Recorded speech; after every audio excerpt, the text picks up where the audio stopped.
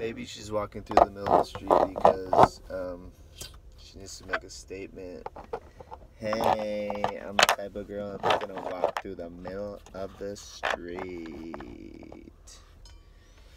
And you know what? It's like I only have like one girl voice when I'm talking a story using a girl voice. What are you gonna do though? Oh, I don't think this guy sees me. Oh man, today is Friday, and this is gonna be our 30th episode of Thoughts. And you know, might have occurred to me, I don't know if I ever introduced myself. I probably did in the very first one, which was, 4 or 5 months ago, in the wake of me breaking my finger, fracturing it, dislocating it, having 2 surgeries, and then I was home a lot, and just been into podcasts. It's been my new entertainment thing probably since 2016 or so, 2017. I remember it was when there was a bunch of fires going on, and I believe school was closed, or there was fires over the winter break time, and so there wasn't a lot to do because there was so much smoke outside. We had to stay indoors, and Skylar was probably around 1, maybe older, under or over, but yeah, I just stumbled upon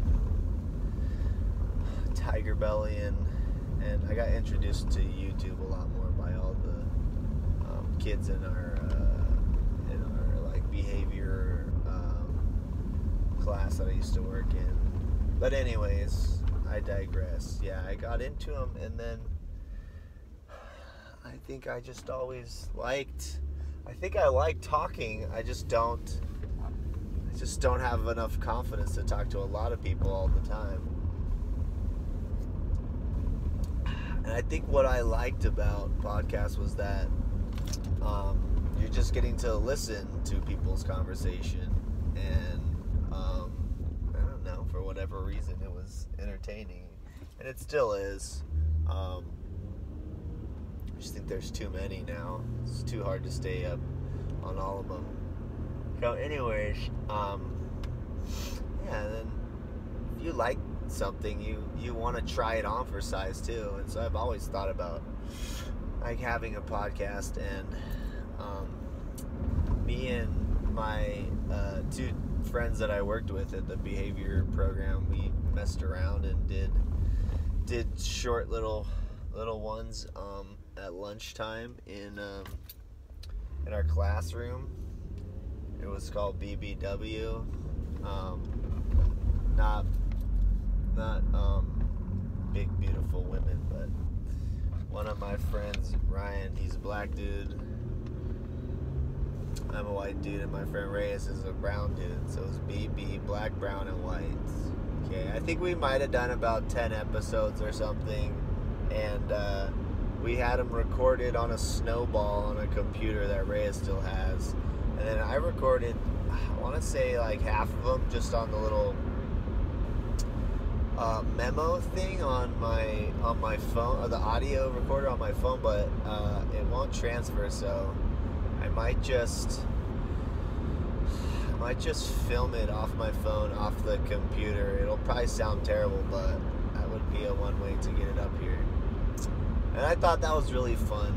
And then I had dreamed of kind of doing one through girls volleyball to put on the Facebook page but it's too scared. I never pulled the trigger on that.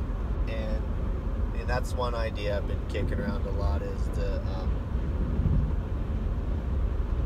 do a local volleyball podcast with any and every coach or player that I can talk to, and I think just get their volleyball origin stories and just talk. And honestly, I know a lot of people's already just by chatting them up, because I'm the type of like conversationist that people usually excuse themselves from. Yeah, I don't know. I'm just a chatty Cathy, I guess. It's probably because I don't talk to a lot of people all the time. So anyways, yeah, I think that's would be something I would love to do, and I think I never did it before now, because I just didn't know how to start, didn't know what I was gonna use to like record it, how to like edit it or anything, and like as if I thought it was gonna be something that was gonna need to be awesome right away, instead of it needs to just be something you do that no one's ever gonna really hear. You know, this will be the 30th episode I posted today, and I don't think one other person besides myself has stumbled across all of them. And you know what? That's okay, because one day I'll go back and listen to them, and that'll be fun for me. And I think it was just this was just kind of a hump for me about doing something that I'm passionate about and continue it. And you know what? Maybe one day I'll be on someone's podcast. Maybe they won't have any followers also. So anyways, I think what I'm trying to say is I guess I'm kind of proud of myself for just doing this. Even though all I'm doing is recording myself spitting just whatever is on top of my brain, and albeit I'd say at least 15 of these episodes are pretty depressing, and it's probably just me complaining and whining and just you know, being unhappy with my situation, when in reality I have nothing to be unhappy about. I have so much that people around the world would love to have. And so, you know, if my kids are sick, then they're sick, you know. At least we have the means to take care of them even when we're not sick. It's that, you know, as far as like missing work and whatnot, it's just not ideal. It's not fun. It makes everything a little bit more difficult, but also it's fine. We have the ability to get so much food, and I can pretty much work whenever I want to, really. The hours are just not constant. And I guess that's kind of, when you have kids, your hours are going to become different. But I think this week I came back to work at like 8:30 at night every night and stayed till at least 10. So it's not as fun as just, but you know what, it's I'm having more success just chopping the day up, and I just spend more time driving everywhere.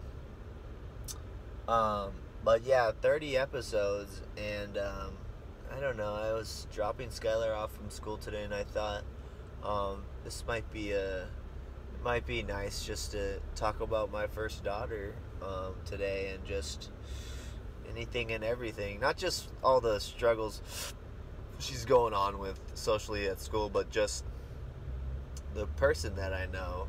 And she was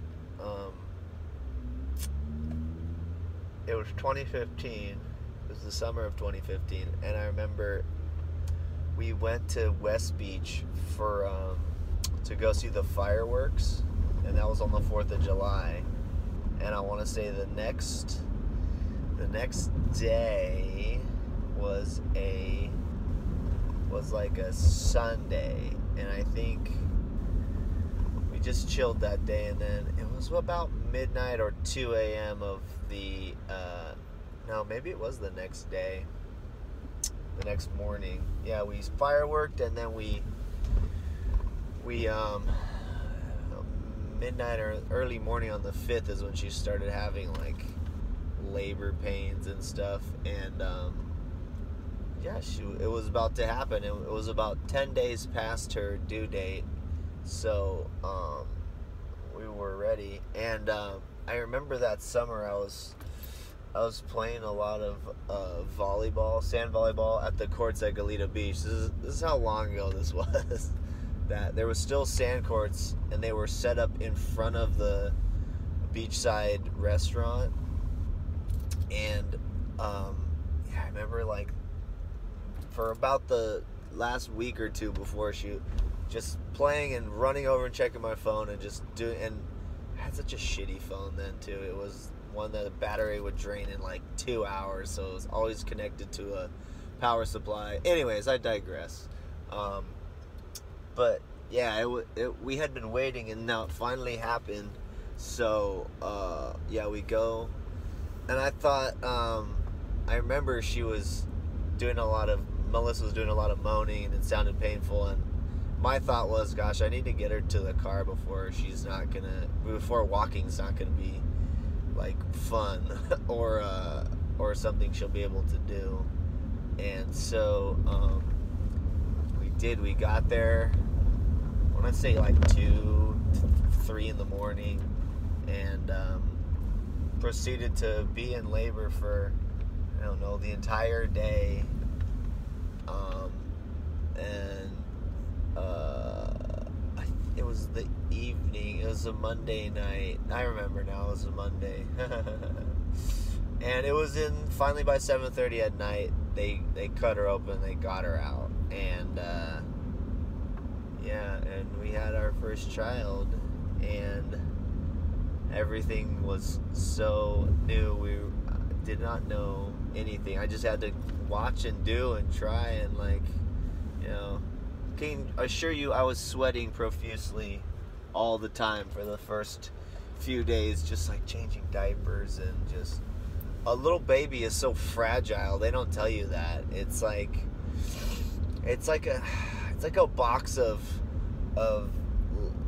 like pins or something, but it's alive, and it's all spiky, so you have to be so gentle when you hold it and carry it.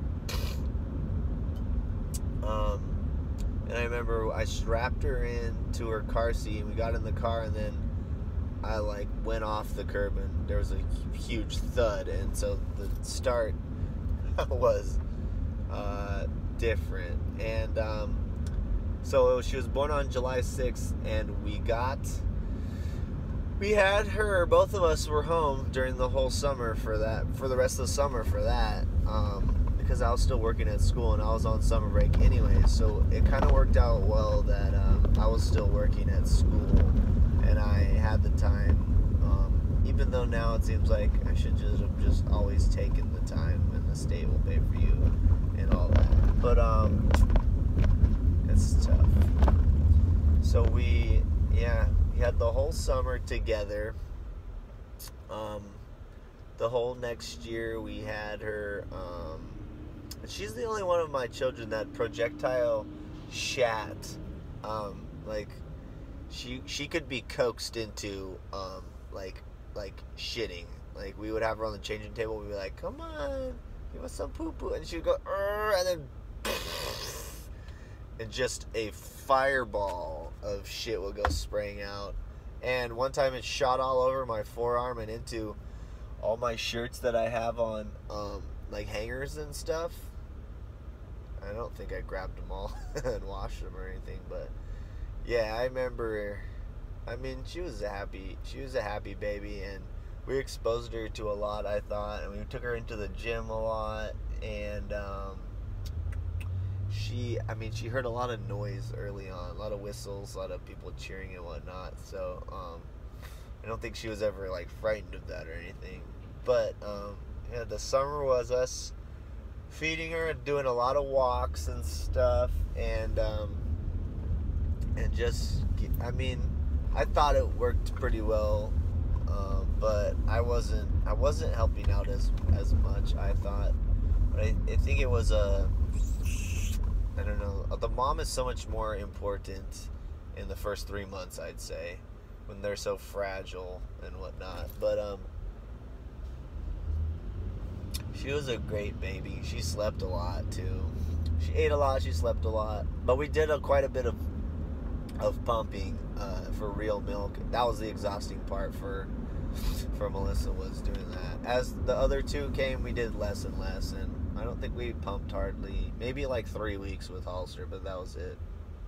So, she had daycare and my mom and Melissa during the week, her first year, and then by the time it was summertime in 2016, her second summer, it was just me and her. It was just me and her all day, every day during the summer, and then me and her all day, every day during the summer in the following year in 2017. And I think that's where we really solidified a really strong bond, and that's why she's into like real corny, like loud humor like me also, and just physical comedy makes her giggle just as much as I. But yeah, those 2 summers where we just chilled hard like every day, that's, we did a lot of just chilling, and we weren't talking constantly because I guess I'm not a huge talker at my house, but just the presence we have of each other has always been super strong. And she always, now these days when she's sick, she always wants me or someone to be sitting with her or around her, and half the time I'm not like playing or doing anything with her, but she just wants someone next to her, near her. So yeah, she's super sweet in that aspect. The 2017 summer when she was walking, then yeah, we would walk to 5 Points or walk to the mall or to like the schools and just cruise around, and that was really fun. Challenging because now you got to give your little child more things to do, but yeah, it was fun. It was really fun then.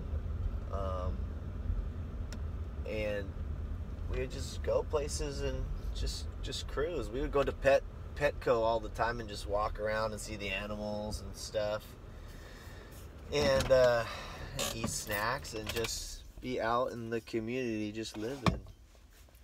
And I think once we moved to our house, she had that summer too. That was the summer of 2018. And yeah, I think Skylar is just she's so ready for a good time. She's ready to giggle and laugh and joke around all the time. I think that's the big quagmire with her and people, is that not everyone's knows her as well just yet, and so not everyone's in on the joke and isn't ready to like play and have that type of loudness and whatnot at that time. But I'm not worried. I know there are people out there just as corny and loud and like giggle fest just like her. But it's gonna take some time. She really likes showing people her artwork and stuff. She really likes, I think, giving people gifts, albeit she's not as good at sharing, I would say. But I think deep down she's very kind-hearted, and she's just looking to like be around people and play. I think that's it. She's not setting the world on fire athletically, although I'm seeing a lot more confidence when she's playing soccer, and I'm seeing a little more speed as she runs. I would love it if all 3 of my kids would be athletes and be dedicated and just want to do school, have some friends, and do a sport, like in a club situation where it's super busy and we're driving to Lancaster one weekend and then San Bernardino another weekend, and then maybe we fly to Iowa for a tournament. And if that's what I need to spend money on, I would love that. But you know what? It's not about what I want anymore. It's what they want. And if they want to do like, anime doll pageants, if that's even a thing, and that's what's gonna make them happy, then I need to come up with money, and I need to go and so do that with them too. I think just selfishly, every parent wants to live vicariously through their child in some way. Um, yeah, I don't. I don't think that's selfish. I think that's just realistic. Mm, I don't really know any better. I played club soccer from the time I was in first grade until ninth grade.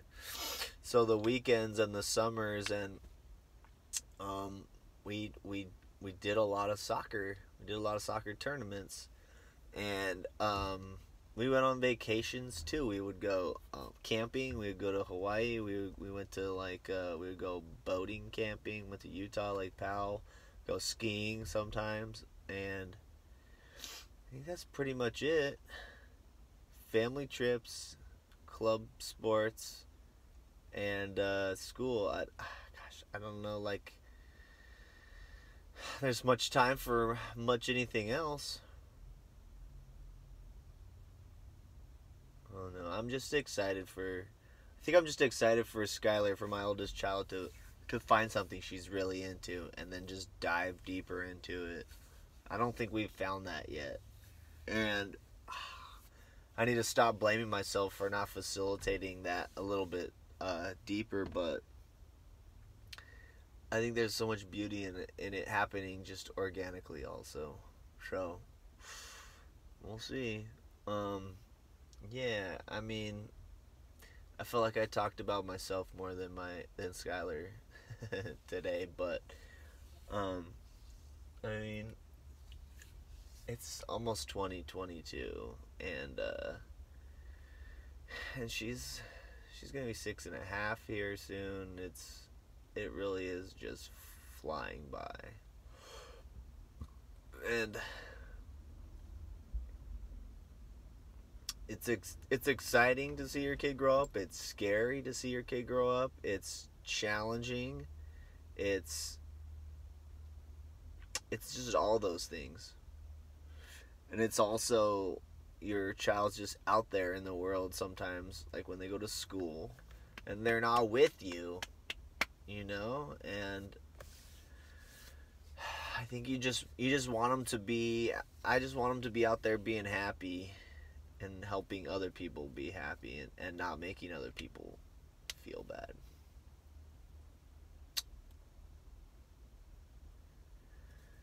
I think that's it for Thoughts 30. Um, and I guess I'm thanking myself, as I'm the only person that views these. But you know what? Someone will stumble upon them one day, and I'll tell my kids about all these so they can go look at them if they want someday. Um, and I love you girls so much, and I I can't put into words how much you guys mean to me, and that it's just it's something I can't even cry about anymore, because it's just a part of me. And the days when I don't get to see you, was I like really missed you guys, like when Oakley was born,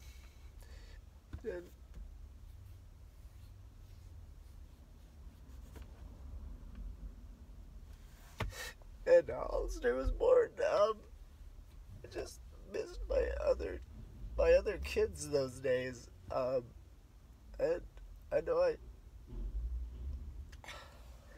I should have been focusing on the kid that was being born at the time, but I just really missed my kids, and that was only like a day or two or three, but I don't know. I think we just spend so much time together. It's I